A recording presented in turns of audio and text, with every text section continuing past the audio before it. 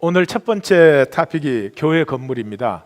그래서 양이 엄청나게 많은데 그러나 시간이 오래 걸릴 것 같지는 않아요. 왜냐하면 설명이 필요한 부분들이 아니니까. 소크라테스가 아테네에서 사형이 됐죠. 사형을 받았죠. 이유는 뭐냐 그러면 물어서는 안 되는 질문을 자꾸 묻는 거예요. 그러니까 그동안 관습과 그동안 제도로 해오던 것들에 대해서 소크라테스가 젊은 청년들에게 자꾸 묻게 만드는 거예요. 그냥 따라하지 말아라. 묻고 확신을 가지고 해라. 그렇게 하니까 아테네가 이 소크라테스를 청년들을 타락시킨다 그런 제목으로 사형을 시켰습니다. 아마 저도 비슷한 작업을 해야 될 것 같아요. 우리가 교회에서 하면 그냥 무조건 하는 것이냐? 아니라 물으라 이 말이죠.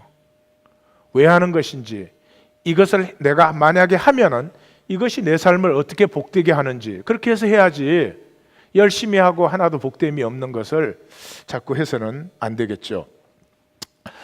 제가 이 세미나 이름을 본질 회복 세미나 그렇게 붙여봤습니다.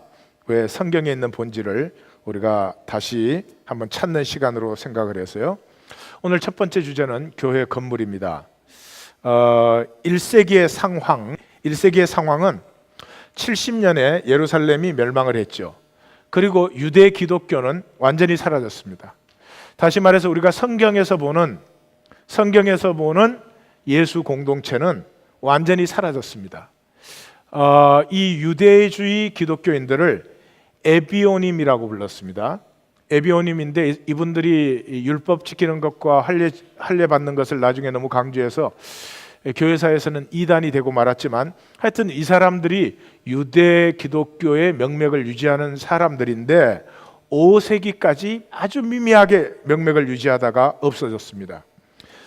그 사이에 이방 기독교는 피어나는데, 사도 바울을 통해서 전파된 이방 기독교는 그때 피어났습니다. 그리고 이 이방 기독교는 1세기 말에 이미 팔레스타인, 다시 말해서 예루살렘과는 완전히 단절이 되었습니다.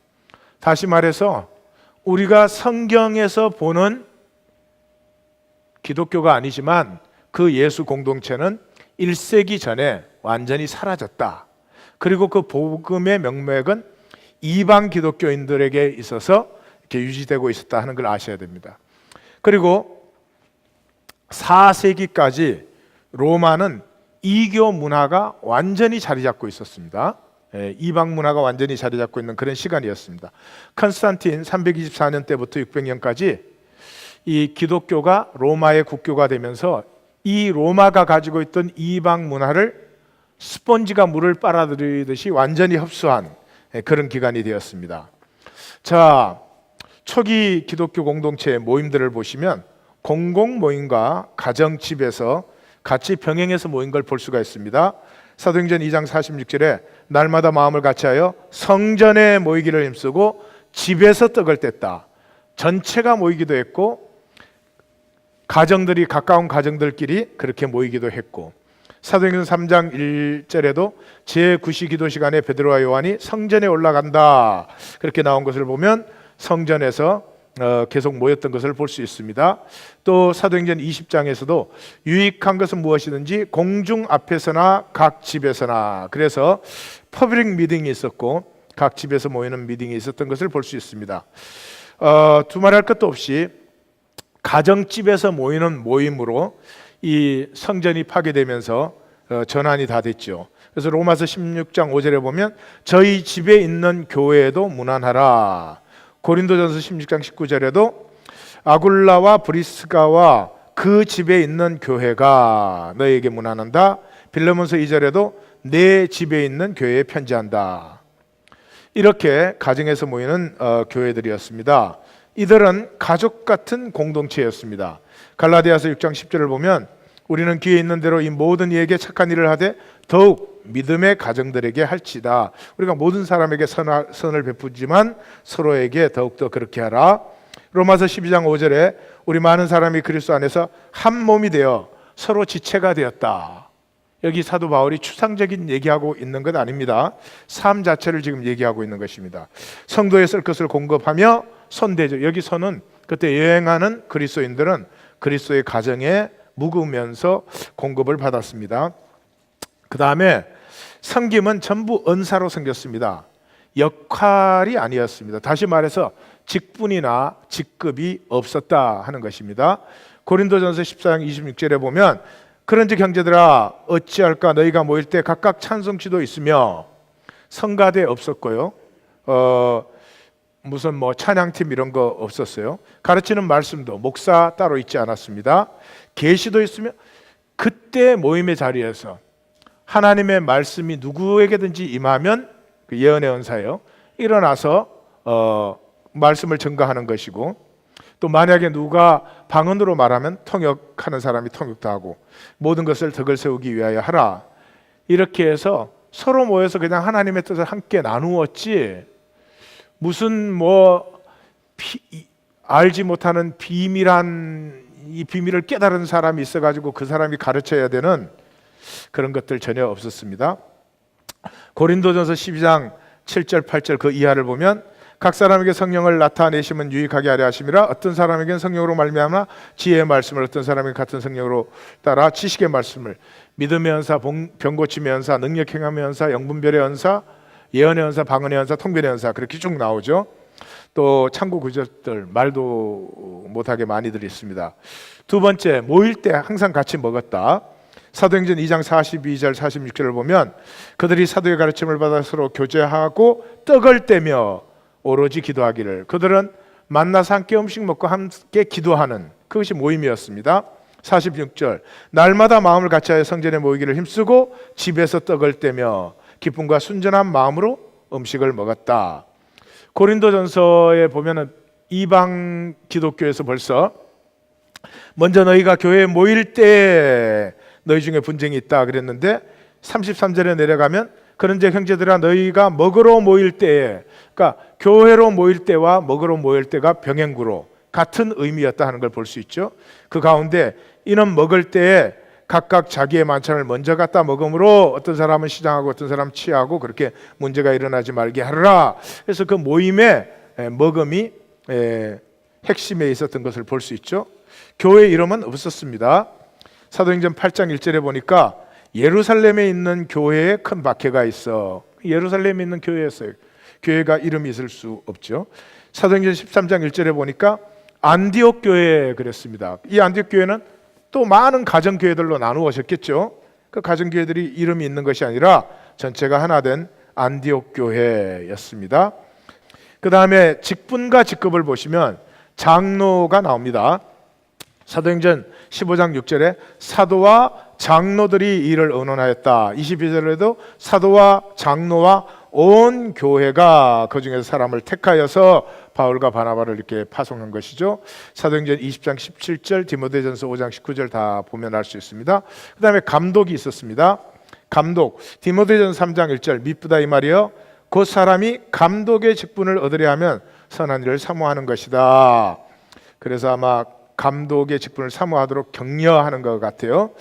2절 그러므로 감독은 책망할 것이 없으며 한 아내의 남편이 되며 절제하며 신중하며 단정하며 나그네를 대접하며 가르치기를 잘하며 디도서 1장 7절에도 감독은 하나님의 청지기로서 책망할 것이 없고 제 고집대로 하지 아니하며 급히 분내지 아니하며 술을 즐기지 아니하며 구타하지 아니하며 더러운 이득을 탐하지 그래서 잘 보실 것은 이 감독의 그 자격이 전부 인격입니다.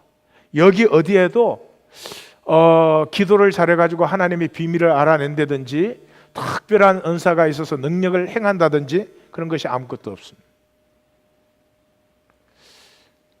초대 그리스도인들은 함께 모여서 하나 된 삶을 살았습니다. 그리고 그것을 섬겨주는 지도자들이었습니다. 이게 종교가 돼가지고 무슨 뭐 자기가 성령을 부리는 것처럼 이런 사람들이 교회에서 설친다는 것 자체가 얼마나 성도들에게 불행한 일입니까? 근데 그걸 알지도 못하고 그런 사람들을 따라다니고 그러거든요. 무슨 뭐 용하다, 용한 권사님이 한국에서 왔다 그러면 거기 또 찾아가가지고 고개를 들이밀고 그래요. 그 성경의 정반대가 되는 거예요. 성경에는 하나님이 나를 창조하시고 나에게 다스림의 권세를 주시고 예수의 이름으로 모든 것을 다스리고 누리게 하셨는데, 어디에 인간이 인간 밑에 들어가가지고, 그거는 세상이 그러는 거 아니에요. 그걸 폐하신 게 예수인데, 이런 일들이 교회에서 일어나는 것은 정말 안타까운 일이죠. 집사, 디모데전서 3장 12절 13절 대표적이죠. 집사들은 한 아내의 남편이 되어 자녀와 자기 집을 잘 다스리는 자일지니 집사의 직분을 잘한 자들은 아름다운 지위와 그리스도 예수 안에 있는 믿음의 큰 담력을 얻는다. 여기에도 보시면 집사는 인격적이고 삶을 평범하게 섬기는 사람이지, 여기에 종교적 은사나 종교의 기능이나 종교의 능력 같은 것들 전혀 없는 것을 볼 수 있습니다. 그 다음에 순회 사도들이 있었죠. 사도행전 15장 1절에 어떤 사람들이 유대로부터 내려와서 형제들을 가르치되 너희가 모세의 법대로 할 일을 받지 아니하면 너희 구원을 받지 못한다. 그러니까 이것은 교회 파송받지 않고 자기네 마음대로 돌아다니는 그런 사도들이 있었죠. 24절에 들은즉 우리 가운데 어떤 사람들이 우리의 지시도 없이 나가서 말로 너희를 괴롭게 하고 마음을 혼란하게 한다. 사도행전 15장 27절 19장 1절에도 역시 볼 수가 있습니다. 그 다음에 계급 구조나 존칭이 없었습니다. 예수님 뭐라 그랬죠? 너희는 랍비라 칭함을 받지 말라. 지금 교회로 말하면 뭐예요? 목사라 칭함을 받지 말라. 너희 선생은 하나요? 너희는 다 형제니라. 랍비라 칭함을 받지 말라. 땅에 있는 자를 아버지라 하지 말라. 너희 아버지는 한 분이시니 하늘에 계시니라. 지도자 칭함을 받지 말라. 너희 지도자는 한 분이시니 그 그리스도시다. 인간 사이에 어떻게 높고 낮음이 있어요? 인간 사이에 어떻게 높고 낮음이 있느냐 이 말이죠. 하나님의 형상으로 창조되었는데 예수님 무엇을 하셨는지 보이세요? 같은 동족에게 굽실굽실 해가지고 밥을 얻어먹는 건 인간밖에 없어요. 짐승도 그런 일 안 해요. 그런 개 봤어요? 힘센 개한테 가서 굽실거려가지고 얻어먹는. 여러분 웃으시지만 인간만 그런 일을 해요. 하나님이 직접 오셔서 이걸 고치지 않으면 안 될 만큼 한심하고 황당한 삶을 우리가 살고 있다 하는 것을 보셔야 돼요. 예수님이 오심으로 모든 체계는 끝났어요. 인간은 체계에 속하면 저주예요. 인간은 자기의 주권을 가지고 자유해지면 복이에요. 인간은 하나님의 생명을 가지고 있기 때문에 자유하면 사랑합니다. 자유하면 축복합니다. 자유하면 섬기고 도와주고 용서하고 용납합니다. 체계에 사로잡혀 있으면 불평, 불만하고 원망하고 탓하고 잘못된 건 다 전부 남의 탓이고 이렇게 되는 것이죠. 예수님이 오심으로 모든 체계는 끝났습니다. 모든 체계는 끝났습니다. 자, 이제 건물로 들어가겠습니다. 유대교의 3대 요소가 뭡니까? 성전과 제사장과 희생제사였습니다. 이건 모든 종교가 동일하죠. 그런데 그리스도께서 오셔서 건물이 성전 아니다, 내가 성전이다 그러셨죠. 말씀이 육신이 되어 우리 가운데 거하시며 우리가 그 영광을 보니 아버지의 독생자의 영광이요 은혜와 진리가 충만하더라. 이 성전을 헐라 내가 사흘 동안에 일으키겠다. 예수는 성전된 자기 육체를 가리켜 말씀하신 것이라. 우리가 그의 말을 들으니 손으로 지은 이 성전을 내가 헐고 손으로 짓지 아니한 다른 성전을 사흘 동안에 지으리라 하더라 하되. 그렇습니다. 사흘 동안에 죽음의 권세가 완전히 깨어져 버려요. 죽음의 허무, 허상, 속이는 것이 천하에 명명백백하게 드러나 버렸습니다. 지극히 높으신 이는 손으로 지은 곳에 계시지 아니하나니 선지자가 말한 바. 사람이 손으로 지은 곳에 하나님이 계시지 않는다 이 말이죠. 하나님의 성전은 어디입니까? 하나님의 생명이 있는 자리죠. 우리의 심령이죠. 그 다음에 두 번째, 유대계의 3대 요소가 뭐라고요? 성전, 제사장, 희생제사예요. 성전 끝나버렸어요. 두 번째 뭐가 끝났어요? 희생제사가 끝나버렸습니다. 히브리서 7장 27절, 그가 단번에 자기를 드려 이루셨다. 무엇을? 희생제사를. 희생제사는 예수로 끝나버렸어요. 히브리서 9장 12절, 염소와 송아지 피로 하지 아니하고 오직 자기의 피로 영원한 속죄를 주사 단번에 성소에 들어가셨다. 이제는 지성소에 들어가는 것도, 지성소가 열리는 것도, 희생 제사도 완전히 완성되어 버렸습니다. 다시 반복할 필요가 없습니다. 25절, 대제사장이 해마다 다른 것에 필요해서 성소에 들어가는 것 같이 자주 자기를 드리려고 아니하실지니. 반복, 이제는 필요가 없어요. 완성됐어요. 히브리서 9장 28절에도 그리스도도 많은 사람의 죄를 담당하시려고 단번에 들이신 바 되었다. 베드로전서 3장 18절에도 그리스도께서 단번에 죄를 위하여 주고, 그 단번이라는 말이 once for all, once for all. 히브리서 9장 14절, 10장 11절 다 같은 것이죠. 세 번째, 이제는 그러므로 누가 성전인가? 무엇이 성전인가? 그리스도인들이 성전. 성전은 하나님의 인격이 담지된 곳이죠. 하나님의 인격이 나타나는 곳이 성전이에요. 옛날에 희생 제사를 가지고, 제물을 가지고 그 성전 안에 들어가면 용서를 받아 갖고 나왔죠. 제사함을. 그것이 하나님의 인격이에요. 죄 지은 자는 용서하시는 게 하나님의 인격이에요. 부족하고 연약한 자는 사랑하시는 게 하나님의 인격이에요. 아직 모자란 자는 충만하게 하셔서 온전하게 세우시는 것이 하나님의 인격이십니다. 그 은혜를 받으려고 여러분은 하실 것이 아무것도 없습니다. 그 은혜를 받기 위해서 돈도 일부를 내실 필요가 없습니다. 그렇게 받아줄 수 있는 그런 값어치 없는 값싼 것이 아니기 때문입니다. 그래서 고린도서 3장 16절, 너희는 너희가 하나님의 성전인 것과 하나님의 성령이 너희 안에 계시는 것을 알지 못하느냐. 에베소서 2장 20절, 21절, 22절, 너희는 사도들과 선지자들의 터 위에 세우심을 입은 자라 그리스도 예수께서 친히 모퉁이 돌이 되셨느니라. 그의 안에서 건물마다 서로 연결하여 주 안에서 성전이 되어가고 너희도 성령 안에서 하나님의 거하실 처소가 되어가기 위하여 그리스도 예수 안에서 함께 지어져 가느니라. 베드로전서 2장 5절에 너희도 산돌같이 신령한 집으로 세워지고 예수 그리스도로 말미암아 하나님 기쁘게 받으실 신령한 제사를 드릴 거룩한 제사장. 자, 신령한 제사가 무엇이고 제사장이 무엇인지 계속해서 볼 것입니다. 참고 구절은 히브리서 3장 5절에서 6절, 디모데전서 3장 15절, 베드로전서 4장 17절. 신약에서는 건물을 교회라고 한 것은 한 권도 없어요. 교회를 그리스도의 신부라고 부릅니다. 그 말은 뭐예요? 인격이죠. 그리스도의 신부가 되는 것은 아름답고 깨끗한 인격이죠. 고린도후서 11장 2절, 내가 하나님의 열심으로 너희를 위하여 열심을 내노니 내가 너희를 정결한 처녀로 한 남편인 그리스도께 드리려고 중매합니다. 계시록 21장 9절, 일곱 대접을 가지고 마지막 일곱 재앙을 담은 일곱 천사 중에 하나가 나와서 내게 말하여 이르되 이리 오라. 내가 신부 곧 어린 양의 아내를 내게 보이리라. 교회를 말하는 거죠. 요한복음 3장 29절, 에베소서 5장 25절에서 32절까지 이게 다 그렇게 말하는 것입니다. 자, 그러면 왜 건물이 교회가 되었나? 어떻게 그런 일이 생겨났나 보겠습니다. 교회라는 말은 성경의 단어는 에클레시아라는 말입니다. 에클레시아는 이렇게 특별한 일을 위하여서 소집된 사람들을 다 군대 가기 위해서 장정을 모집했다. 에클레시아. 회의를 하기 위해서 사람들을 불러냈다. 에클레시아. 경기를 관람하기 위해서 사람들을 다 모았다. 에클레시아. 어떤 특정한 목적을 위해서 불러낸 건 다 에클레시아예요.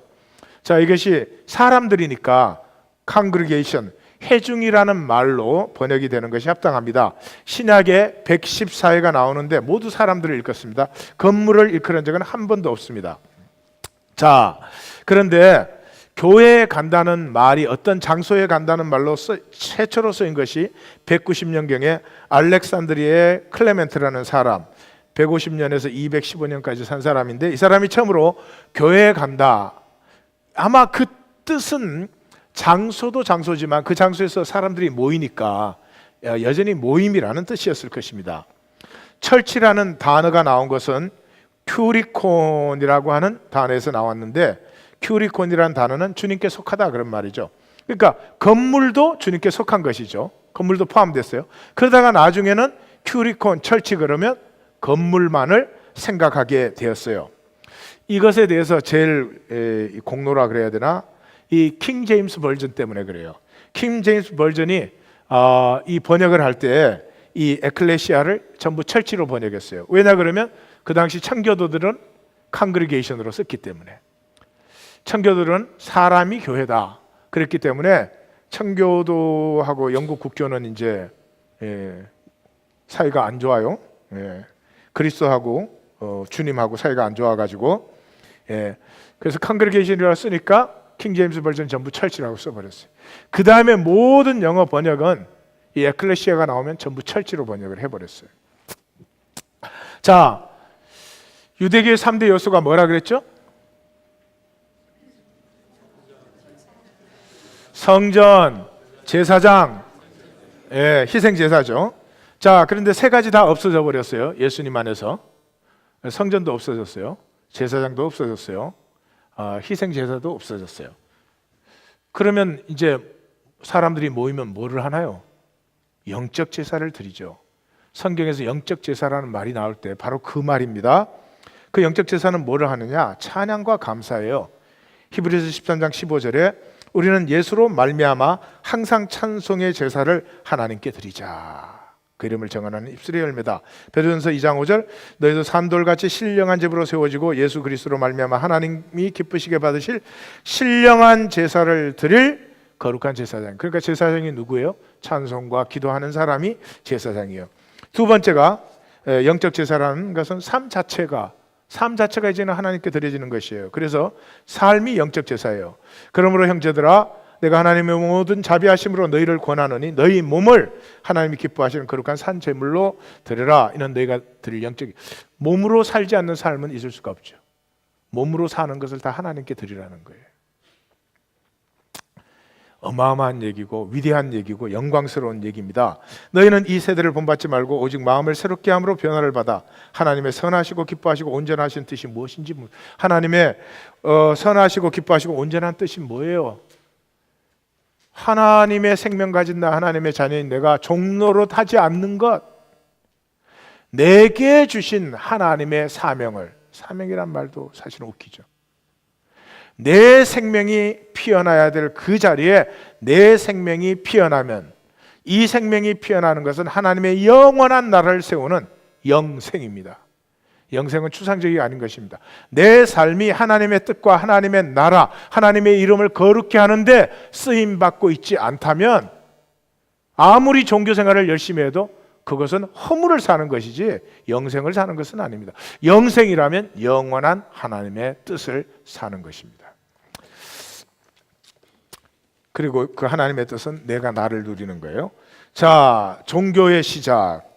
이제 예수님께서 오셔서 인류 역사에 체제된 것, 어떤 이유로든지 사람을 종속시키는 것을 완전히 폐해버렸습니다. 어발리시 시켰어요. 완전히 폐해버렸어요. 그리고 한 사람 한 사람은 하나님 안에 진정한 다스림의 권세를 가진 소중한 생명들로 자유케 해주셨습니다. 자유하면 반드시 사랑하게 되어 있습니다. 남편과 아내가 싸우는 이유는 종되어 있기 때문에 싸우는 것입니다. 자유하면 절대로 싸우지 않습니다. 자유한 사람은 축복하고 싶어 합니다. 자유한 사람은 사랑하고 싶어 합니다. 자유한 사람은 용서하고 싶어 합니다. 자유한 사람이 왜 미워해요? 미워하는 게 얼마나 심령에 더러운 것이고 사람을 천박하게 만드는데. 자유한 사람은 축복합니다. 밝게 해주고 싶고 나 때문에 너가 피어나게 하고 싶고 그런 것이. 예수님은 정말로 우리를 자유케 하셨습니다. 근데 우리가 정말 자유를 원하느냐? 알코올 중독의 가정에서 자라난 딸은 알코올 중독 남편을 훨씬 편안해합니다. 그것이 내가 아는 세계거든요. 내가 컨트롤할 수 있거든요. 그래서 인간은 하나님이 주신 자유를 그렇게 반가워하지 않습니다. 다시 또 내가 컨트롤하는 데를 원합니다. 그 도스토예프스키의 까라마조프가의 형제들의 그랜 인퀴지터가 나오죠. 그 14세기에 스페인 교회가 세계 교회 수장이었습니다. 그래서 거기에 종교 재판관이 있었습니다. 그걸 그랜 인퀴지터라고 합니다. 그런데 하루는 그랜 인퀴지터가 광장에 나갔거든요. 그게 그 기독교 문화는 쏙갈로 광장을 두고 한쪽에 성당 한쪽에 시청이잖아요. 그래서 이렇게 딱 광장에 나갔더니 예수님이 다시 오셔서 복음을 또 전하고 있는 거예요. 그래서 그랜 인퀴지트가 성당에 들어가서 병사들을 보내갖고 예수를 잡아오게 합니다. 그렇게 지하실에다가 무릎을 딱 꿇려놓고 그랜 인퀴지트가 그 예수님을 향해서 그렇게 말하죠. 도스토옙스키의 그 영성이죠. 당신 왜 와가지고 또 시끄럽게 구냐? 당신이 망쳐놓은 걸 바로잡는데 1400년이 걸렸다. 그리고 이렇게 말합니다. Can't you see? Nobody wants freedom. People feel safe when they are controlled. 예수님이 정말로 자유케 하시고 우리 스스로 생명을 누리게 하셨습니다. 그렇지만 인간은 그것을 사랑하고 따르는 건 엄청난 용기입니다. 자기 십자가를 지는 용기입니다. 내가 나되기 위해서 싸워야 될 것, 내가 나되기 위해서 믿어야 될 것, 내가 나되기 위해서 달려가야 될 길을 가는 용기가 없이는 나 달려갈 길 안 가도 다른 사람이 나 칭찬해 줬으면 좋겠어요. 하나님을 믿는다는 건 굉장한 용기입니다. 이번 주에 보셨죠? 신뢰라고 하는 것은 굉장히 건강한 자아 경계선을 얘기하는 것입니다. 그 사람이 믿을 수 있는 것입니다. 교회 다니고 교리 하신다고 믿음, 자아 경계선이 약한데 무슨 믿음이에요? 사실 교회 안에는 그런 사람이 훨씬 더 많죠. 굉장한 자기 십자가를 지는 용기를 말하는 것입니다. 그래서 교회는 다시 종교의 길로 들어서기 시작합니다.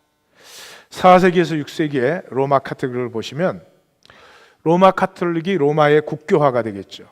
국교화가 되자마자 유대교와 이방 종교를 그냥 물을 빨아들이시듯이 협소합니다. 이제 앞으로 보시면 알겠지만 우리의 예배 제도, 이거 전부 그리스도 예수에게서 나온 것이 아닙니다. 이방 종교 거 갖다 붙인 것이고 유대 회당 제도 거 우리가 갖다 받아들인 것입니다. 그래서 주의 만찬이 신비한 희생 제사가 되고요, 건물이 들어오기 시작하고 제사장 제도가 들어왔습니다. 독신 제사장 제도. 예수님이 없애버린 게 모두 회생된 것입니다. 모두 다시 살아났습니다. 그리고 카톨릭교회 법전에 이렇게 적었습니다. 교회는 종교의 모든 신앙적 공적 행사에 사용하기 위해 예배에 헌정된 신성한 뭐라고요? 건물이다. 이 정말 예수를 믿는다고 고백하면서 예수는 이 성전을 헐라 그랬는데 이 성전이 교회다라고 선포하는 일이 불과 몇백 년 만에 2000년 흐른 다음에는 어떻게 됐을까요? 초기의 그리스도인들은 예수가 하나님의 임재였습니다. 예수를 보면 하나님의 온전한 인격을 만날 수가 있었습니다. 구약의 성전에 들어가면 거기서 하나님의 인격을 만났듯이 예수 안에서 하나님의 인격을 온전히 만났습니다. 예수를 보면 생존이 아니고 생명이 무엇인지를 만날 수 있었습니다. 그리고 생명이기 때문에 죽음의 권세를 이길 수 있었습니다. 그래서 요한복음 1장 14절도 말씀이 육신이 되어 우리 가운데 거하시며 우리가 그 영광을 보니 하나님의 독생자의 영광이요. 육신이 되어서 거하시는 그분에게서 하나님의 인격, 하나님의 영광, 하나님의 은혜, 하나님의 진리의 충만함을 만났습니다. 스데반이 설교했습니다. 스데반이 설교하고 순교당했죠. 뭐라고 설교했습니까? 우리의 조상들이 거룩한 땅에서 하나님 만난 적이 있느냐? 우리의 조상들이 거룩한 땅에서 하나님의 계시 받은 적이 있느냐? 잘 생각해 보라. 그렇게 시작 안 됐다. 메소포타미아에 있을 때 영광의 하나님이 그에게 나타나셨다. 아브라함에게 어디서 나타났냐? 하란에서 나타나서 하나님이 말씀하지 않았느냐? 모세가 계시를 어디서 받았느냐? 시내산, 광야 시내산에서 받지 않았느냐? 너희가 광야에 있을 때 희생제사 드린 적이 있느냐? 제물을 하나님께 드린 적이 있느냐?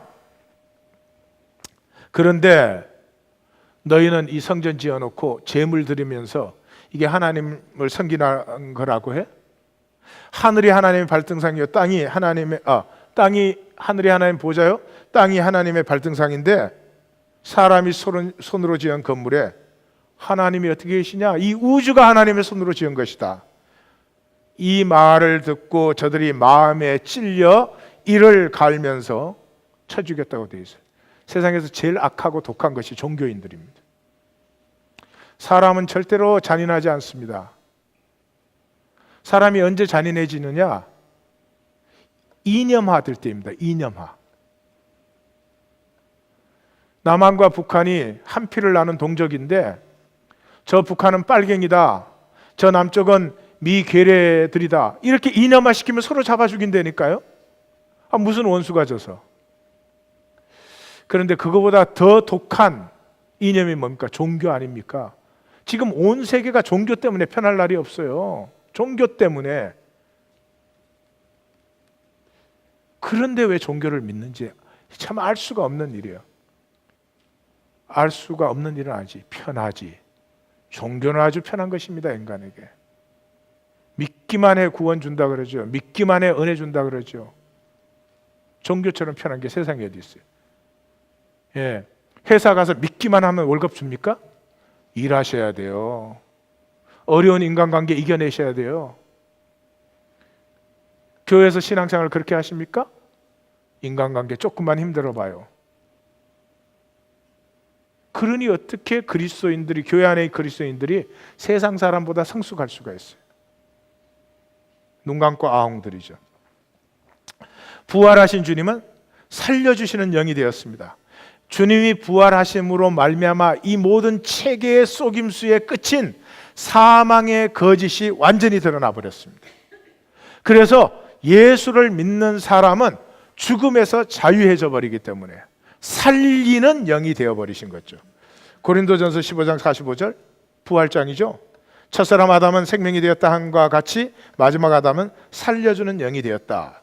그래서 그리스도인들의 모임이 만나면 거기서는 생명이 나타났습니다. 생존으로 어울리는 것이 아니라 생명이 교통되기 때문에 그들이 있는 곳에는 코이노니아가 이루어졌습니다. 조금 더 자기 것을 제 것이라 하는 일 없이 물건을 통용하며 떡을 함께 떼며. 무슨 인생이 떡을 위해서 살겠어요? 나는 네보다 떡 많이 가졌다. 아니 무슨 인생의 목표가 그게 될 수가 있느냐 이 말이죠. 내가 많이 가졌으면 즐겁게 나누면 되는 것이지. 어떻게 자기가 그걸 위해서 살겠으며 어떻게 자녀를 그걸 위해서 사는 자로 만들어내겠느냐 말이죠. 삶을 억누르던 수단들을 예수님이 다 수단으로 다시 바꾸셨는데 이 수단이 다시 억누르는 것이 되고 말았습니다. 창세기 1장 16절에서 하나님이 해, 달, 별을 창조하시는데 greater light, lesser greater light 그렇게 창조하셨다 그랬죠. 그렇게 복잡하게 표현하는 이유가 뭐예요? 그 당시 해, 달, 별이 다 신의 이름이니까. 태양은 이집트 신의 이름, 달은 바벨론 신의 이름, 이스라엘 주변 국가의 신들은 다 별의 이름을 갖고 있어요. 야, 그 신이 아니야. 너희의 삶을 위해서 만들어진 좀 더 큰 광명, 좀 작은 광명에 불과하다. 근데 그거를 얼마나 오랫동안 인간이 섬겼습니까? 돈이 뭐예요? 삶을 위해서 만들어진 수단인데 사람이 돈을 섬기면 사람이 사람 될 수가 없겠죠. 듀라 유로포스의 집이 232년에 처음으로 가정교회인데 사람이 많이 모이니까 벽을 터가지고 두 개의 침실을 하나로 만든, 만약에 어떤 교회로서의 개종된 건물이라면 이게 처음이에요. 약 70명 정도가 수용될 수 있는 사이즈입니다. 그러나 15세기까지 템플로 불리지 않았습니다. 성전으로 불리지 않았습니다. 자, 이 기독교는 이교화의 길을 본격적으로 걷기 시작합니다. 2세기 말에서 3세기에 벌써 죽은 사람을 기리는 이교의 관습이 들어오기 시작했습니다. 아니 그리스도인에게 어떻게 죽은 사람을 기리는 관습이 들어올 수가 있어요? 죽은 사람이 어디 있어요? 영원히 사는데. 나를 믿는 자는 죽어도 살겠고 무릇 살아서 믿는 자는 영원히 죽지 아니하. 어떻게 죽은 자를 기려요? 그 다음에 순교자를 숭배하는.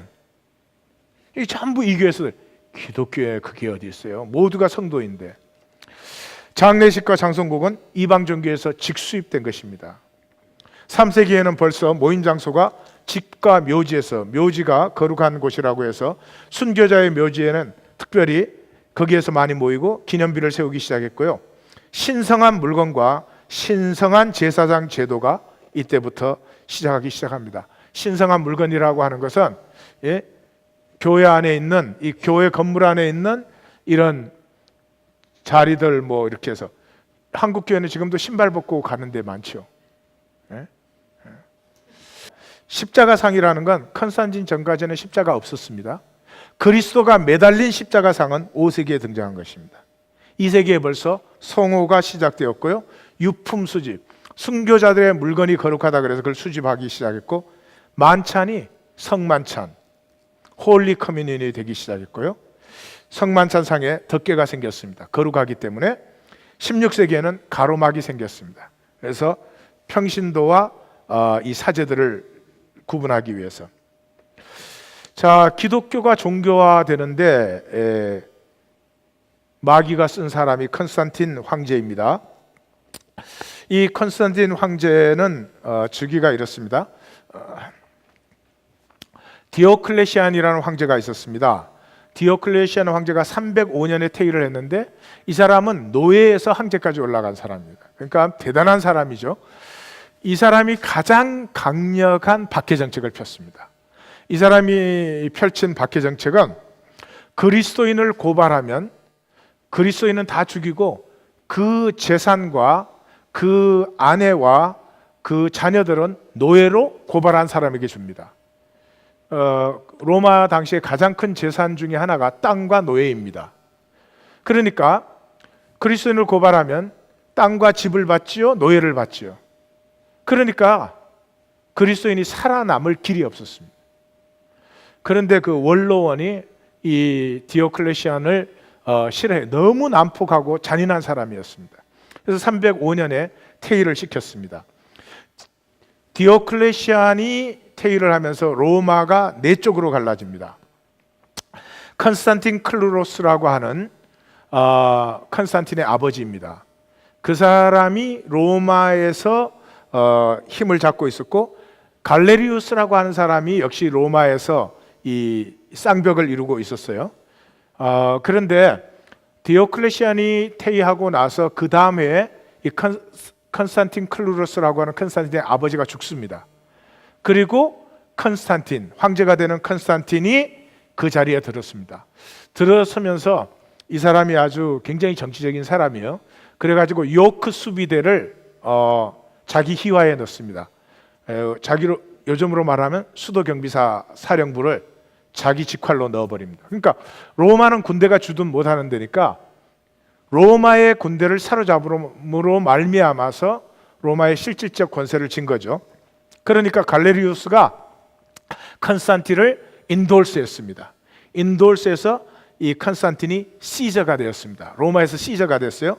시저가 되었는데 동방에 막시미안이라는 장군이 있었습니다.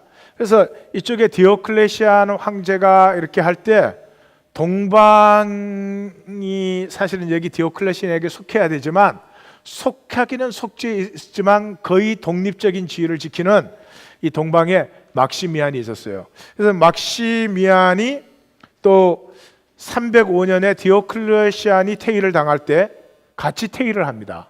그리고 그 아들이 막센티우스라고 하는 사람이에요.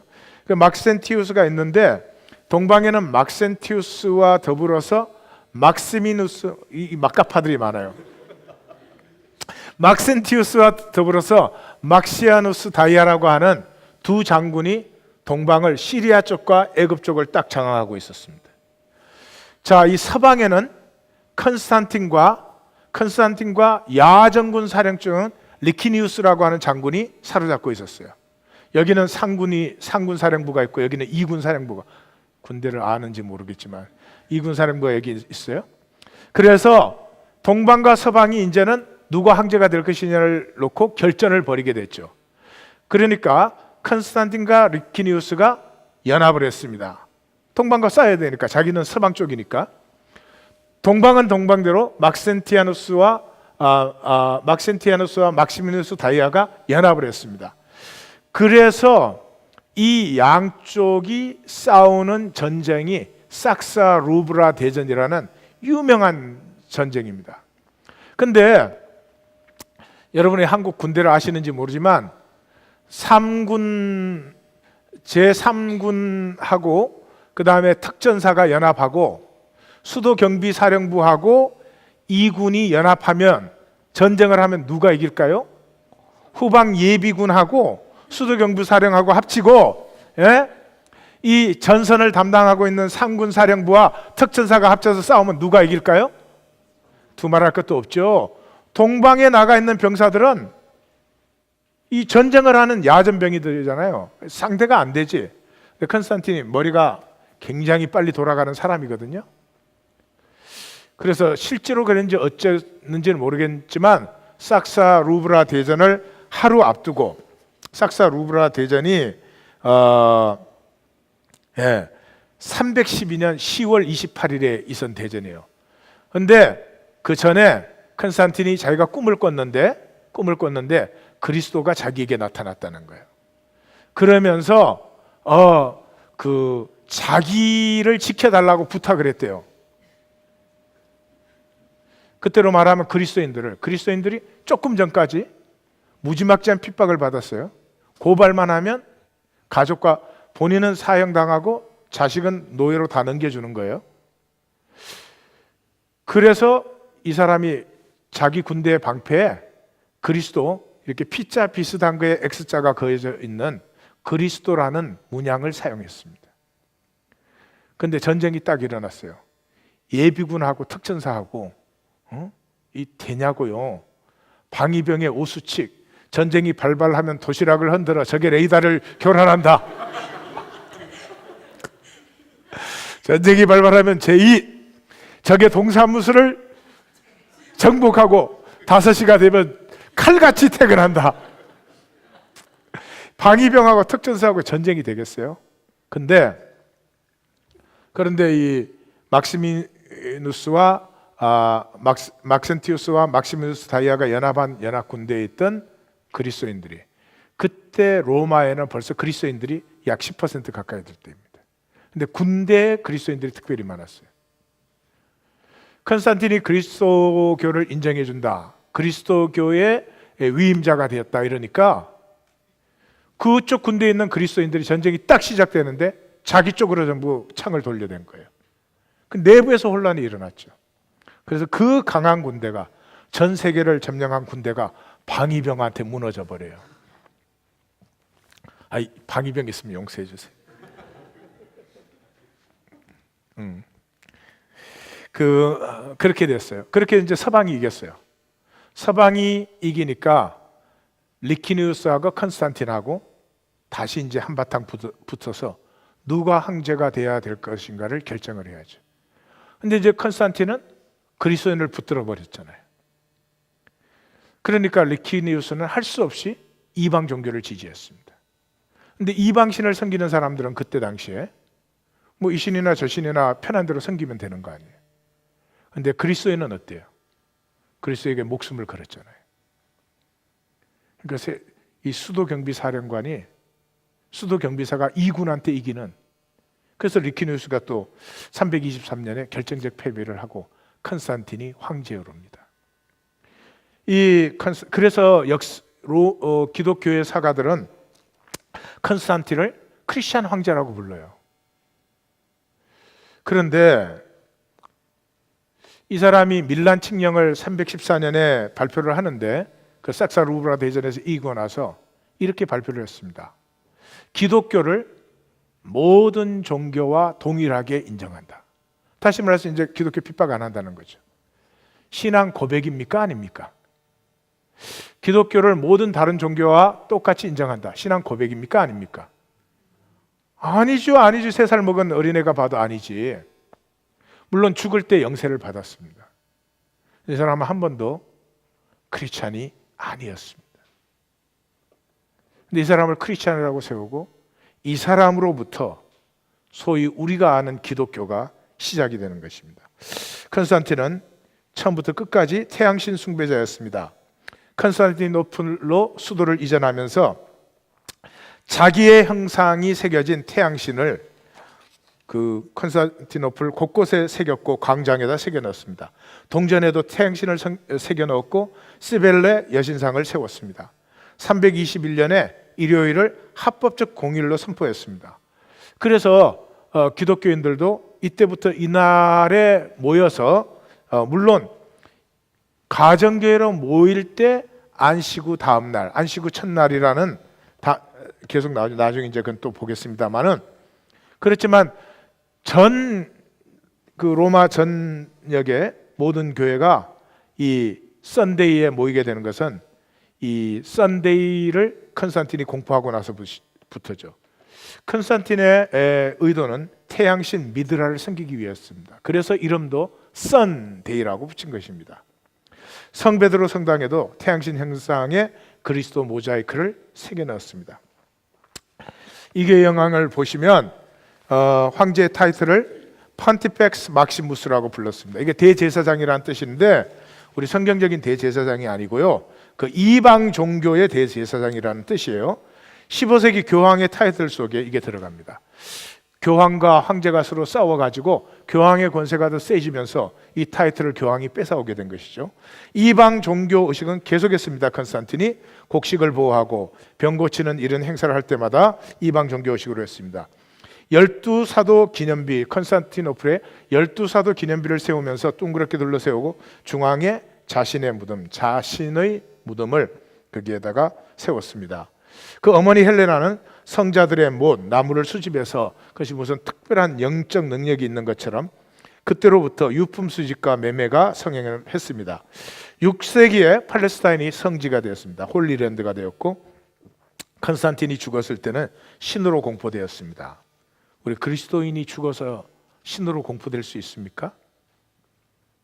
그리스도인 자체가 하나님과 하나로 연합했습니다. 자, 교회 건물은 이렇게 327년에 로마가 기독교를 국교화하면서 로마 전역의 교회가 건축이 되고 또 이방신을 섬기던 신전들이 교회로 다 개축되었습니다. 그러니까 이제 신의 이름을 붙일 수가 없으니까 어떻게 됐어요? 성인의 이름을 붙여 성 베드로 성당, 성 바울 성당 이렇게 붙이기 시작했죠. 그 다음에 성자와 순교자의 묘지는 거룩한 장소가 되었습니다. 그래서 바울의 무덤 위에 성 바울 성당을 세우고 베드로 무덤 위에 성 베드로 성당을 세운 거죠. 그러나 그 시체가 거기 있는지 없는지는 하나님도 모르실 일입니다. 교회 건물이 웅장해지고 그러니까 사람들이 이제 들어오는데 가난하고 더럽고 지저분한 사람들이 들어오면 안 되니까 그 앞에 세면대를 만들어 가지고 꼭 손과 발을 씻고 들어오도록 그렇게 했습니다. 그 다음에 교회 건물의 모델은 바실리카. 바실리카는 여러분 그리스 신전을 보시면 기둥이 쫙 이열로 있어가지고 그 가운데 공간이 생기고 그 옆에는 또 낭실이 생기고 그런 구조를 바실리카라고 합니다. 이 바실리카는 사람들을 모으고 앞쪽이나 뒤쪽 또는 양쪽에 연설자나 지도자를 세우고 지도자가 서는 쪽에 햇빛이 비치게 해서 사람들을 굉장히 고분고분한 수동적 관객으로 만드는 구조를 바실리카라고 합니다. 근데 교회가 그것을 도입했습니다. 그래서 여러분도 지금 이렇게 앉아가지고 고분고분 앉아서 듣는 거예요. 그리고 계단 위에는 순교자의 유품을 진열하고 성만찬상을 갖다 놓았습니다. 캐티드라라고 하는 주교 의자가 등장을 하고 주교 의자를 중심으로 양쪽에 두 줄로 반원의 장로들의 의자를 놓았습니다. 말하자면 계급화가 시작이 된 거죠. 황제가 예배를 참석해야 되잖아요. 그 황제 예배에 참석하려면 로마 황실 의전에는 반드시 그 당시에는 사람들을 목욕을 안 했지 않습니까? 그리고 이 칫솔질을 하기 시작한 거 얼마 안 돼요. 예. 양귀비 노 땡큐.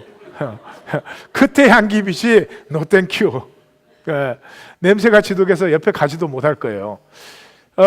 그랬기 때문에 그 향수가 그래서 생겨난 거고요. 로마 황실에서는 그 사람들의 냄새 때문에 그 향과 촛불을 의전의 그 필수품이었습니다. 그 황제가 교회를 나와야 되니까 교회에 촛불 갖다 놓고 향을 흔들어 대기 시작했어요. 지금 황제도 없는데 왜 흔들고 댕기나 난 알 수가 없어요, 진짜. 응? 그리고 행진음악과 함께 의식이 시작이 됐어요. 이게 로마 관습이죠. 그래서 성가대가 조직이 된 거예요. 성가대가. 예배는 극적 효과를 위해서 전문적이 되었습니다.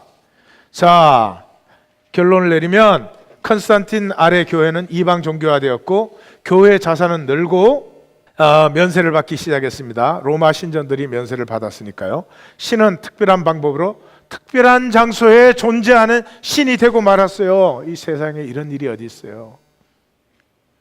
예수께서 완전히 없앤 것을 불과 300~400년 만에 완전히 리턴 시킨 거죠.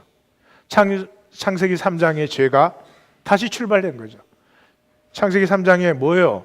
뱀이 여자에게 물을 때 그게 하나님이 함께 하시잖아요. 근데 하나님이 마치 없는 것처럼, 하나님은 특별한 장소에 계시는 것처럼 뱀과 여자가 대화를 함으로 모든 죄가 시작된 거잖아요. 그 죄를 다시 시작했습니다. 그 다음은 너무 길기 때문에 제가 그냥 바실리카 양식이 비잔틴 양식으로 바뀝니다. 교회 건물이. 그 다음에 고딕 양식으로 바뀝니다. 이 모두 이교도에서 모델입니다. 성경에서 나온 것은 아무것도 없고 6세기에 스테인드 글래스가 등장을 합니다. 신비한 분위기를 주기 위해서. 자, 개신교 건물의 역사를 한번 보십시다. 16세기에 수천 개의 대성당이 개신교의 건물이 됐죠. 왜냐하면 그 영주가 자기가 개신교로 딱 개종해버리면 그 영주의 땅에 있는 모든 교회는 캐톨릭에서 그냥 개신교가 된 거예요. 그러니 무슨 종교개혁이 됐겠어요. 그러니까 대부분의 목회자가 누구였어요? 캐톨릭 신부 하던 사람이 영주가 딱 바꾸면 자기는 이제 목사 된 거야. 다시 바꾸면 또 신부가 되는 거예요. 그 왔다 갔다 한 영주도 굉장히 많습니다. 제일 많이 왔다 갔다 한 게 영국이에요. 영국은 너무 많이 왔다 갔다 해가지고 이것도 저것도 아닌 성공회가 됐어요. 중간. 예. 그래서 교리는 개신교 교리를 가졌지만 명칭이라든지 예식은 전부 천주교권을 따라요. 그래서 제가 첫 개척을 해가지고 성공회 교회를 빌렸었는데 그 신부님이 주일은 하루 종일 술이 취해 계세요. 거기는 이렇게 성만찬하고요, 큰 잔에다가 포도주 부어가지고 이렇게 교인들 이렇게 찍어서 먹으니까 얼마를 먹겠어요? 그것도 한 50명밖에 안 되는데 그 남은 건 자기가 다 마셔야 돼요. 그 성스러워서 버리면 안 돼. 우리 내규에 그런 거 좀 넣어요. 그래가지고 이 양반이 주일을 항상 술 취해가지고 건들건들하면서 훌륭한 선배님. 마틴 루터는 에클레시아라는 말이 애매모호하다고 해서 칸그리게이션이라는 말을 사용했습니다. 변경된 것은 건물은 똑같은데 중앙에다 강단을 놓고 재단을 굉장히 신비한 대로 캐톨릭은 만들었거든요. 지금도 그렇지만 그걸 밑으로 내려버렸습니다. 그래서 개신교는 뭐가 중요해요? 설교 강단이 중요해졌어요. 그 다음에 카톨릭의 뾰족탑, 이게 이집트의 오벨리스크에서 따온 건데 고딕대 극치를 이루어가지고 이렇게 2개씩 쫙 올리는 거. 근데 한국의 개신교회가 그렇게 지은 교회가 있어요. 양쪽에 뼈접다 쫙 올린 교회가. 또 그걸 올리면 왜 올리는지, 언제부터 이런 게 생겼는지 좀 생각은 해보고 지어야 되잖아요. 그 전부 화강석, 대리석, 그 비싼 돌로 참 안타까워요. 그리고 종탑이 등장했습니다. 그리고 꼬딕이 오면서부터 모든 탑이 다 뾰족해지기 시작했어요. 그리고 나중에는 이제 쌍둥이 탑을 올리는 것이 아마 경제적으로 너무 부담들이 돼서 그랬는지 뾰족탑 하나를 세우는 것으로 바뀌었습니다. 현재 우리가 미국에서 많이 보이는 이렇게 교회 그러면 전부 뾰족탑, 중세 뾰족탑 같지는 않아 전부 그걸 보시잖아요. 그건 언제 생겼느냐 그러면 1666년에 런던에 화재가 일어나서 그때 소아 시설이 막 다 타버렸죠. 크리스토퍼 워렌이라는 건축가가 그 교회 건물을 다시 짓는 것을 이제 위임을 받았는데 건물이 전부 딱딱 붙어 있었어요. 그러니까 건물에다가 탑을 어떻게 다시 세울 수가 없어요. 그래서 건물의 한 부분 전체를 높이 올리는 현대 교회가 가지고 있는 뾰족탑이 그때부터 생긴 것입니다. 청교도들이 미국에 와서 건물은 단순화했지만 뾰족탑을 보존했죠. 성경은 하나님을 찾으려고 우리가 하늘에 닿을 필요 없습니다. 하나님은 우리 중에 계시고 모든 것에 계신다. 이게 성경이에요. 그 다음에 강대상은 캐톨릭에서는 성만찬 제단 뒤에 감독 의자를 놓고 거기에서 설교를 했어요. 그러다가 이제 낭독대가 이 성경을 읽는 이 사람 중세에도 찬트를 하지 않았습니까? 그 낭독대가 등장했는데 그건 유대인 해당에서 따온 것이에요. 250년경에 등장을 했습니다. 크리소스톰이라고 하는 분이 처음을 낭독대를 설교단이라고 그렇게 지칭한 것을 우리가 문서에서 볼 수 있어요. 카르타고의 사이프리아는 교회 지도자를 낭독대 위에 세운다라고 하는 것을 편지에 썼습니다. 풀핏, 지금 이제 그 강단을 풀핏이라 그러잖아요. 풀핏은 풀피툼이라는 단어에서 나온 것인데, 풀피툼이라는 뜻은 회중 중에서 가장 높은 자리다, 그런 뜻이에요. 252년에 사이프리아는 콘제스툼이라고 하는 말을 씁니다. 신성하고 숭고한, 벌써 설교 강단이 신성하고 숭고한 그런 자리가 됐어요. 중세 말기에는 모든 교회 이미 일반화가 되고요, 종교 계획 시에 가장 중요한 자리가 되었습니다. 다시 말해서 캐톨릭의 행위 미사에서 교훈 설교가 예배 중심으로 바뀐 거죠. 저는 그날을 바라보고 있습니다. 전문적인 설교자가 설교를 하지 않아도 되는 교회가 이루어지는 날을 바라보고 있습니다. 전문적인 성직자가 교회를 인도하지 않는 그날을 바라보고 있습니다. 여러분, 가족이 사는데 가족이 이 전문적인 부모를 하나씩 고용해야 된다고 생각하면 그 이상한 얘기 아닙니까? 지금 교회가 그런 거예요. 왜 그렇게 되죠? 종교니까 그게 필요해요. 삶을 함께 나누는데 무슨 전문적인 지도자가 필요해요? 이 모든 제도는 사랑하지 않기 위해서, 용서하지 않기 위해서, 하나가 되지 않기 위해서 필요한 것들이에요. 제도를 세워놓고 내가 제도에 필요한 부분만 감당하면 되는 거예요. 가능하다면 그 제도에서 내가 더 파워풀한 자리를 차지하면 되는 것이고. 자, 회중석은 처음에는 view from podium balcony, 그렇게 이제 되니까 성도들은 이렇게 점점 멀어지게 되죠. 근데 성도들을 가까이 불러오기 위해서 발코니를 만들었습니다. 그 어디에서 따온 거죠? 극장에서 황제라든지 중요한 기업인은 발코니에 앉아서 무대 바로 위에서 보게 하잖아요. 거기서 따온 것이에요. 첫 천년은 회중은 서 있었습니다. 이렇게 편안하게 앉아 있지 않아요. 지금도 동방 정교나 러시아 정교를 가면 이렇게 서 있습니다. 13세기에 벽에 놓는 돌벤치가 처음으로 중앙으로 옮겨지기 시작했고, 14세기에 회중석 돌벤치가 생겼고요, 등받이 이런 거 없었어요. 15세기에 일반화되고 18세기에는 상자형 개인 전용 좌석이 생겼어요. 교회에 개인 전용, 그렇게 팔았어요. 그래서 돈 많이 주면 좋은 자리에 좋은 박스를 가지는 거예요. 그거를 이제 카펫도 깔고 자기가 또 치장을 해요. 쿠션도 깔고. 그리고 이제 자기가 그 교회를 떠날 때 되면 또 팔 수도 있어요.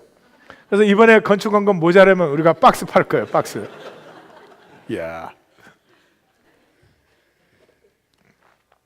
심지어 애완견 좌석까지도 등장을 했어요.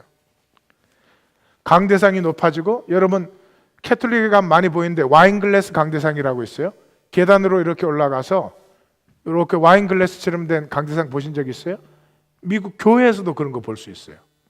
강대상이 저쪽에서 한쪽에서 이렇게 높이 올라가 있기 때문에, 강대상 밑에는 기둥을 하나만 딱 세웠기 때문에 와인글래스처럼 이렇게 된 그 와인글래스 강대상이 18세기에 출현했어요.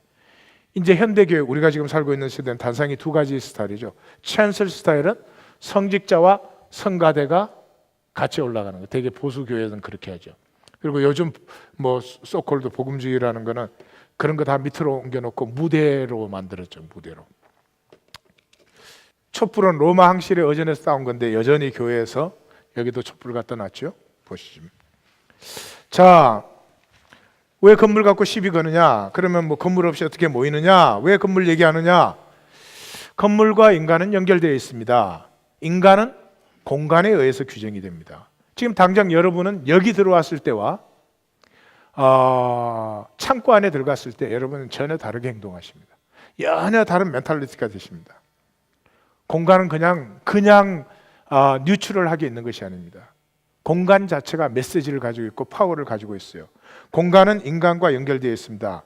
브로큰 윈도우 티어리라고 1982년에 제임스 윌슨이라는 사회학자가 주장한 것인데 이걸 뉴욕시에 적용한 사람이 줄리아니 시장 때 경찰국장인 윌리엄 브랜턴입니다.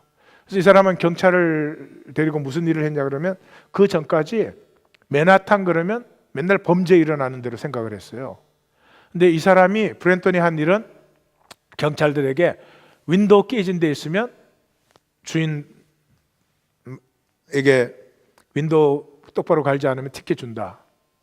그 다음에 가로등 깨진 데 있으면 가로등 불 넣고, 쓰레기 낙서된 데 있으면 치우고 깨끗하게 하고, 공간을 깨끗하게 정리했습니다. 지금 뉴욕 어떻게 됐습니까? 세계 큰 도시들 중에서 굉장히 범죄율이 내려간 도시 중에 하나입니다.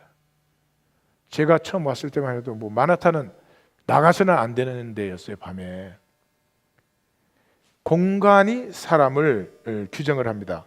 건물과 인간은 연결되어 있습니다. 더러운 창고 건물에 들어갔을 때와 호화로운 호텔 라비에 들어갔을 때 여러분의 자세와 의식은 완전히 달라집니다. 공간은 메시지를 갖고 있습니다. 무엇이 더 중요하다, 무엇이 더 아름답다, 어떻게 행동해라, 뭐 등등등의 메시지를 가지고 있습니다. 앙르 르페브라고 하는 프랑스 건축가는 공간은 비어 있는 것이 아니라 모임을 위해서 있는 것이다. 공간이 사람을 규정하고 또 사람이 공간을 규정하고, 건물이 교회된 부작용은 중세교회는 건물을 위압감을 주고 종교적 감성을 극대화시키기 위해서 울림, 조명, 향들을 이용했습니다. 현대교회는 조명과 음향 사이키로 감성을 자극합니다. 1700년 동안 기독교는 예수의 종교가 아니었습니다. 컨스탄틴의 종교입니다.